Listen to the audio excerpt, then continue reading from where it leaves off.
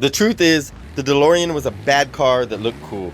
In this video, I'm going to cruise the 1982 DeLorean around and tell you exactly what made this awesome car a bad car. Even though it's a cool car, the DeLorean was badly built, slow, outdated, and unreliable. The DMC DeLorean is probably as famous as the Ferrari F40, the Lamborghini Countach, the Porsche 911, the Ford Mustang, but unlike these automotive icons, the DeLorean is not a good car. Released in 1981, the DeLorean represented the vision of John DeLorean. A vision that sought to build a sports car that was ethical, safe, fuel efficient, and long-lasting. The DeLorean was meant to be different, and although it achieved differentiation, the ambitious goals of the ethical sports car were not met. Due to the reality of the automotive industry, the cost of production, and the constraints of legislation and engineering, the DMC dream slowly fell apart. What was initially set out to be a mid-engine fiberglass rotary-powered sports car ended up being an underpowered, overweight V6 sports car with leaky gull-wing doors. Producing just 130 brake horsepower thanks to the US anti-smog equipment and weighing in at 2,718 pounds, the DeLorean ended up being a lot heavier and a lot less powerful than originally expected. The goal was for the car to produce at least 200 brake horsepower and to be made from fiberglass using a new and innovative molding process to give the car fantastic structural strength. So sure, it was a bit more sluggish than expected, but what about the rest? Well, another huge problem was the quality control. The original plan was to produce 30,000 cars per year, but in reality, only 9,200 were made in total. Made by employees that were poorly trained in the assembling of cars, which led to the well-known quality control issues of this famous car.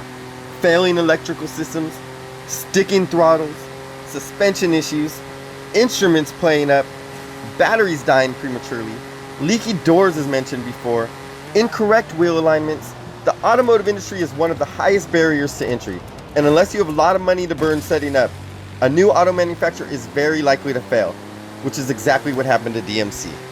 Furthermore, the DeLorean's price was a hefty $25,000, roughly $70,000 today, when it was originally planned to be sold for a much more affordable $12,000 back then.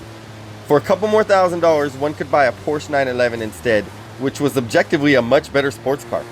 After a couple years of production, the faults were mostly ironed out and the cars were finally leaving the production line in acceptable conditions. Unfortunately, by then it was too late, as the DMC factory was placed into receivership in 1983, and John DeLorean was also hit with money laundering and drug trafficking charges. Of course, as we know, that wasn't the end of the DeLorean. Thanks to the resurgence brought upon by Back to the Future, Stephen Wynn resurrected the DeLorean Motor Company in 1995 and bought DeLorean's inventory. Now this new DMC, which is technically a separate company to the old DMC, is selling DeLoreans and official DeLorean parts to owners, keeping the legendary steel-bodied time-traveling cars on the road. Despite its fading plastic bumpers, totally unengaging performance, failing alternator, and unappealing price tag, the DeLorean lives on as one of the most iconic cars in history. Who knows what would have happened if it didn't have those cool gull-wing doors. So let's get into this DeLorean story a little more. John Z. DeLorean is arrested in a $24 million cocaine deal. On October 19, 1982, the automaker John Z. DeLorean is arrested and charged with conspiracy to obtain and distribute 55 pounds of cocaine. DeLorean was acquitted of the drug charges in August 1984, but his legal woes were only beginning. He soon went on trial for fraud and over the next 2 decades was forced to pay millions of dollars to creditors and lawyers. Nevertheless, DeLorean occupies an important place in automotive history.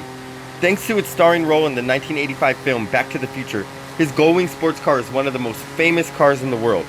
DeLorean grew up in Detroit and began to work for Chrysler while he was still in college. His career was a promising one. He worked his way up the corporate ladder at General Motors, where he's credited with designing the GTO and the Firebird. He became a vice president in 1972, but he left the company just a year later to pursue his own business interests. In 1978, he started the DeLorean Motor Company in Northern Ireland. The British government, along with investors like Johnny Carson and Sammy Davis Jr., paid the bulk of his startup costs to build his dream car, the DMC-12, a sports car that was like nothing anyone had ever seen before. Its stainless steel body was unpainted, its doors opened up, not out, and it had a 130 horsepower Renault engine and could go from 0 to 60 miles per hour in 8 seconds. But not many people actually bought a DeLorean car. They were much too expensive. Each one cost $25,000 compared with $10,000 for the average car and $18,000 for a souped-up Corvette. The company's financial trouble, DeLorean's attorney argued, was the reason the FBI had been able to entrap him in the $24 million drug deal. The authorities knew he would do anything to save his business. DeLorean was already mired in legal problems by the time director Robert Zemeckis chose a DMC-12 to serve as Marty McFly's time machine in Back to the Future. Spielberg had originally planned to use an old refrigerator instead of a car, but had changed his mind at the last minute. The director liked the DeLorean's futuristic look, but more than that, he was worried that young fans of the movie might accidentally get stuck in refrigerators and freezers while playing make-believe. While the DeLorean's instant celebrity did not do much to revive its creator's fortunes, but it did grant John DeLorean a permanent footnote in pop culture history. This is the 1982 DMC-12 DeLorean. Thanks for watching. Make sure to like and subscribe for more automotive history and car content.